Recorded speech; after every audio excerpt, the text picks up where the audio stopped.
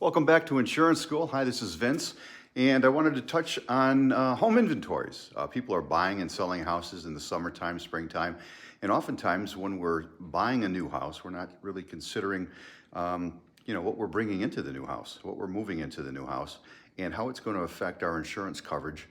We want to make sure that we notify or have a list of things that we have in our home. Oftentimes, what I've consulted my clients about when they're buying a new home or moving from one place to another. It doesn't necessarily have to be a new home, obviously, or renting an apartment. You want to create yourself a home inventory list. So you want to be able to substantiate what property you may have lost if it's a theft or a fire or what other, a leak in the roof or a flood or something of that nature. You want to make sure that you've got some sort of proof that you can show the insurance company as far as what you had, your personal property, whether it's furniture in your living room, family room, the TVs, your computers, your cell phones, any type of devices that you may have, ear pods, people have ear pods. Those types of things you want to talk to your insurance agent about possibly insuring and making sure that if there was a loss, if somebody came into your home and stole these types of things, you would have coverage for those things. So creating a home inventory list is really important, and it's beneficial for you. What you can do is when you're moving into a new home for the first time, you can go through the house as you've set up your furniture and your living, and you can take either videotape. Now that we have cameras and iPhones, we can actually videotape our personal property, and we can email that to ourselves. We don't want to store it on the computer, because if you store it on the computer, and if the computer's stolen or destroyed in a fire, you have no way to prove what you had. You might have a grandfather's clock, and you want to make sure that if that grandfather's clock is lost in a fire, it's going to be replaced by the insurance company. One of the things you want to consider when you're talking to your insurance agent about your new homeowner's insurance policy is the type of coverage, whether it's reimbursement or if it's actual cash value. Obviously, reimbursement value would be to your best advantage. When I had my insurance agency, I used to consult with my clients and explain the difference between replacement cost and actual cash value.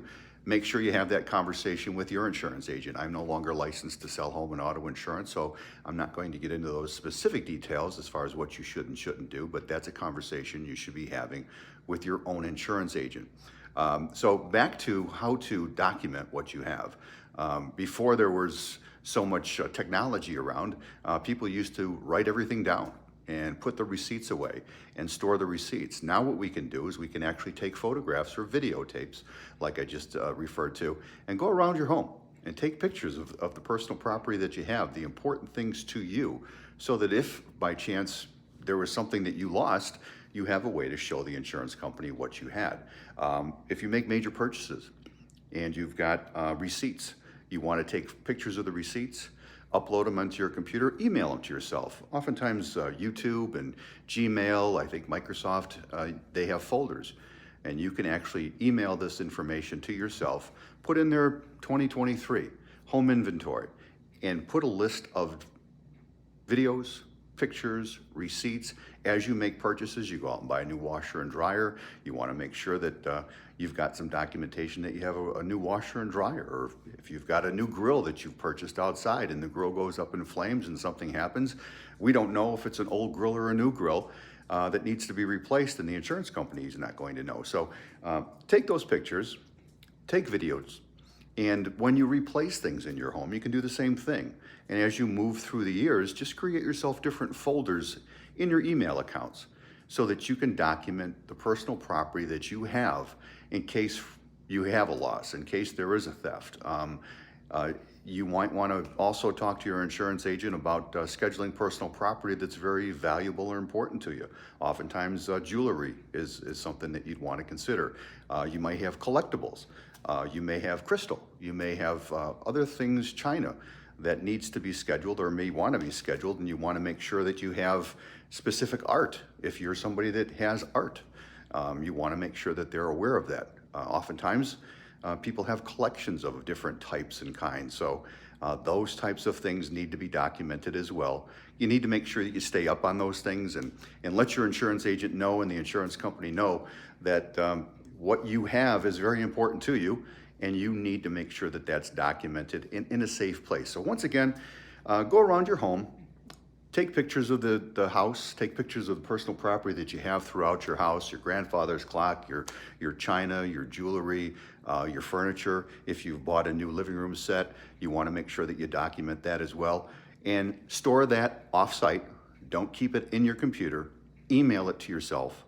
Set up a folder for each year as you kind of move through the years and you move through different places or change different furniture. If you've got rugs through your house, you want to make sure you document that as well. So any type of thing that's important to you, your furniture, your personal property, oftentimes there's some clothing that you need to make sure you document. And people understand that they have things that are more important to them than other people. So it's really a personal preference, but the major things you want to make sure that you're documenting and storing off-site. So home inventory list, whether you're a new home buyer or moving from one place to another, talk to your insurance agent about documenting that information, full replacement cost, how that coverage works for you, making sure that you don't have any depreciated value on the personal property that you have in case there was a loss, or actual cash value, which really isn't in your best interest as far as actual cash value.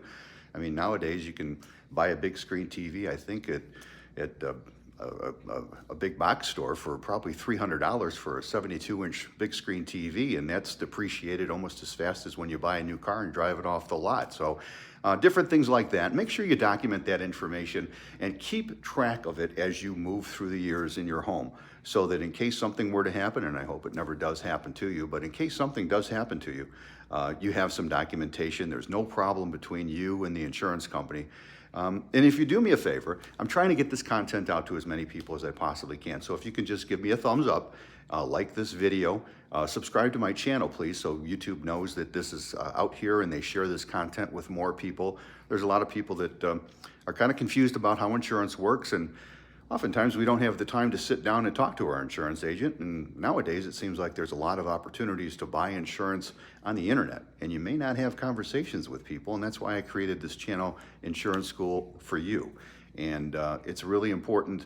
So if you do me a favor, give me a thumbs up, subscribe, tell friends, tell family, pass the word around so more people that need this information are given this information and have a good resource to go into the videotapes and understand what they're looking for. So if you have questions as far as whether it's your home auto insurance, life insurance, health insurance, please put some comments down at the bottom. I'll take a look at the comments. I'll be more than happy to reply back to you or create another video to answer your questions to the best of my ability, without obviously going into any specific sales processes, because like I said, as far as home and auto insurance is concerned, I'm no longer licensed to sell those products.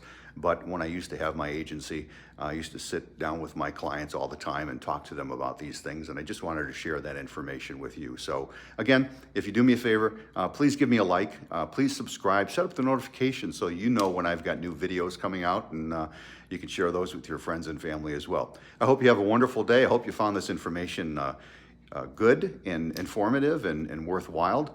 And again, if you have questions, please do leave those questions at the bottom here, and I'll create some more videos and help answer other questions for you and your family.